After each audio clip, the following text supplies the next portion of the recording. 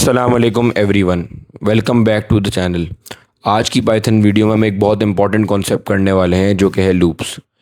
Loops programming के सबसे important concepts में से एक है। अगर ये समझ आ गया तो पूरी प्रोग्रामिंग इजी लगने लगेगी। लास्ट पाइथन वीडियो में हमने इफ़, एल्स, एलिफ और नेस्टेड कंडीशंस की थी, यानी कंप्यूटर को डिसीजन लेना सिखाया था। और आज हम सिखाएंगे रेपिटेटिव काम करना, यानी एक ही काम को बार बार करना, वो भी ऑटोमेटिकली। सबसे पहला सवाल, लूप होता क्या है? सिंपल वर्ड्स में लूप एक ऐसा मैकेनिज्म है जो किसी भी टास्क को रिपीट करता है। फॉर एग्जाम्पल, टीचर ने आपसे कहा कि आप 50 टाइम्स बोर्ड पर अपना नाम लिख दो। तो या तो आप मैनुअली 50 टाइम्स लिख सकते हो, या आप किसी रोबोट से कह सकते हो कि वो 50 टाइम्स आपका बोर्ड पे नाम लिख दे।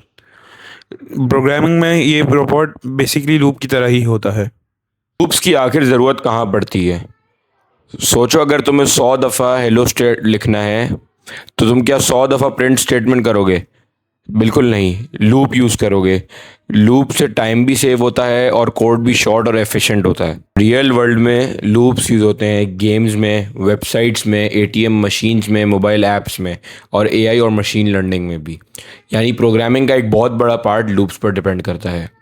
अब आते हैं फर्स्ट स्टेप पे, जो कि है फॉर लूप। फॉर लूप तब यूज़ होता है जब आपको पता हो कि टास्क को कितनी दफ़ा रिपीट करना है। फॉर एग्जांपल, अगर आपको पता हो कि मुझे एग्जैक्टली 5 दफ़ा अपना नाम प्रिंट करवाना है, तो इस वक्त फॉर लूप परफेक्ट चॉइस होगी, क्योंकि रेपिटेशंस ऑलरेडी नोन है। एक और रियल लाइफ एग्जांपल होगी कि अगर स्कूल असेंबली में सिर्फ 5 बच्चों को स्टेज पे बुलाना है, तो इधर भी रेपिटेशंस नोन है और इधर भी फॉर लूप ही यूज़ होगा। अब आते हैं वाइल लूप पर। वाइल लूप थोड़ा सा डिफरेंट होता है। ये तब यूज़ होता है जब रिपीटेशंस की एग्जैक्ट क्वांटिटी नहीं पता होती। फॉर एग्जांपल, एक गेम चल रही है और वो जब तक चलती रहेगी जब तक प्लेयर सरवाइव कर रहा है। अब हमें नहीं पता प्लेयर कब तक ज़िंदा रहेगा, 10 सेकंड, 1 मिनट या 10 मिनट तक भी। इसीलिए वाइल लूप यूज़ होता है। जब तक कंडीशन ट्रू है तब तक लूप रन करता रहेगा। एटीएम मशीन्स में भी इसी तरह होता है। जब तक ट्रांजैक्शन कंप्लीट नहीं होती सिस्टम प्रोसेस कंटिन्यू करता रहता है। एक कॉमन सा सवाल, फॉर लूप और वाइल लूप में क्या फ़र्क है? फॉर लूप जब रेपिटेशंस नोन हो, फॉर एग्जांपल 5 क्वेश्चंस, 10 स्टूडेंट्स या 20 रिकॉर्ड्स। वाइल लूप तब यूज़ होता है जब रेपिटेशंस अननोन हो, जिससे game systems, ATM transactions, password checks. दोनों अपनी अपनी जगह पर पावरफुल हैं, मगर यूज़ केस डिफरेंट होता है।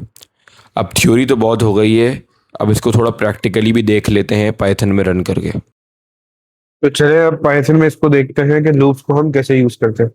सबसे पहले हम फॉर लूप से स्टार्ट करते हैं। मैं एक कोड लिखता हूँ, फॉर आई इन रेंज 1, 11 नहीं, मैं इधर इसको कर देता हूँ 5, मतलब ये 5 दफ़ा चले। मैं इसको फंक्शन दे देता हूँ प्रिंट आई, नहीं प्रिंट हेलो।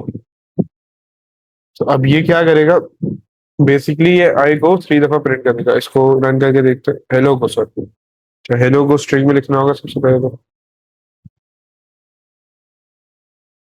हेलो को रन करते हैं। यहाँ बस हेलो आ गया 5 दफ़ा। अब इसी एग्जांपल में अगर लेट्स सपोज हमें नंबर्स प्रिंट करना, तो मैं इधर कोड को थोड़ा चेंज कर दूंगा।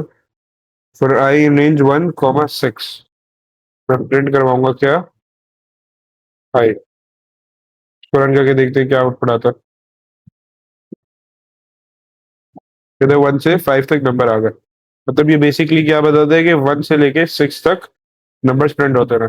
और अगर लेट्स से हमें जंप करवानी है, इसमें जो होता है आखिरी नंबर जो होता है एक्सक्लूडेड होता है, लेकिन लेट्स से हमें जंप करवानी है, तो मैं इधर 2 लिख दूंगा। तो ये 1 के बाद 3 फिर 5 ऐसे प्रिंट होगा। ये 1, 3, 5। मैं इसको थोड़ा इंक्रीज भी कर देता हूँ। इसको मैं कर देता हूँ 100। फिर तब तक प्रिंट होता रहेगा जब तक 2 की जम के बाद 100 ना आ जाए। ये देख सकते हैं। अच्छा, नेक्स्ट है फिर हमारे पास वाइल लूप। वाइल लूप में हमने ये सीखा था कि जब तक लूप एंड ना हो जाए तब तक ये लूप चलता रहता है। मतलब हमें पता नहीं होता कि ये कब एंड होगा। तो इधर मैं कोड लिख लेता हूँ, while count is less than equal to 5 print count. अच्छा, इसको हटा देते हैं, ये पता नहीं क्या आ गया। प्रिंट काउंट और काउंट को मैं एक वेरिएबल भी दे देता हूँ, काउंट इक्वल्स टू 1। तो अब इधर एक और कोड लिख देते हैं, काउंट प्लस इक्वल्स टू 1। अब ये क्या करेगा, ये काउंट में एक ऐड करता रहेगा।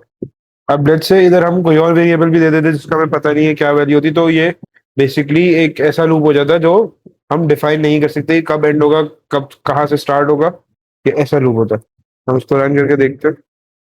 ये देखें, ये जैसे ही 5 हो गया, अब इसमें जब तक +1 होता रहेगा, जैसे ही ये 5 के बराबर हो जाएगा, 5 से ऊपर चला जाएगा। याद देखना, इधर हमने दिया था लेस देन इक्वल्स टू 5, या तो 5 से छोटा या तो इक्वल्स टू होगा, तब तक ये प्रिंट होता रहेगा, वरना ये प्रिंट नहीं होगा। इसकी जरा वैल्यू बढ़ा के भी देख लेते हैं, इसको 17 कर दो, तो ये 17 तक प्रिंट होता रहेगा, इसके बाद रुक जाएगा।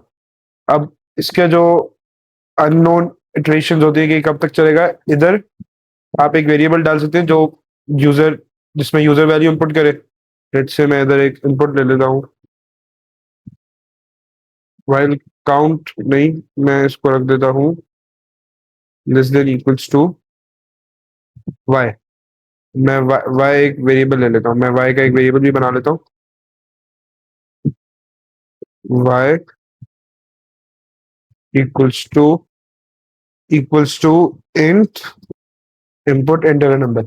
अब ये मैंने क्या किया है, इधर मैंने यूजर का इनपुट ले लिया, तो इधर मुझे पता नहीं होगा कि कब तक लूप चलता रहेगा। अब इसको दोबारा रन करके देखते हैं। इधर हमसे पूछ रहे एंटर नंबर, मैंने लेट्स से 26 लग गया, उसको एंटर कर दिया, ये 26 तक चलता रहा। तो यही वो केस होता है जब हमें पता नहीं होता कि लूप कब तक चलता रहेगा। तो आज हमने पाइथन के बहुत इंपॉर्टेंट 2 लूप्स कवर किए, फॉर लूप और वाइल लूप, और इन दोनों के यूज़ केसेस भी समझे। नेक्स्ट वीडियो में या तो हम फंक्शंस करेंगे या लिस्ट करेंगे। अगर वीडियो अच्छी लगी हो तो लाइक करें, शेयर करें और सब्सक्राइब करें। मिलते हैं नेक्स्ट वीडियो में, तब तक के लिए अल्लाह हाफिज़।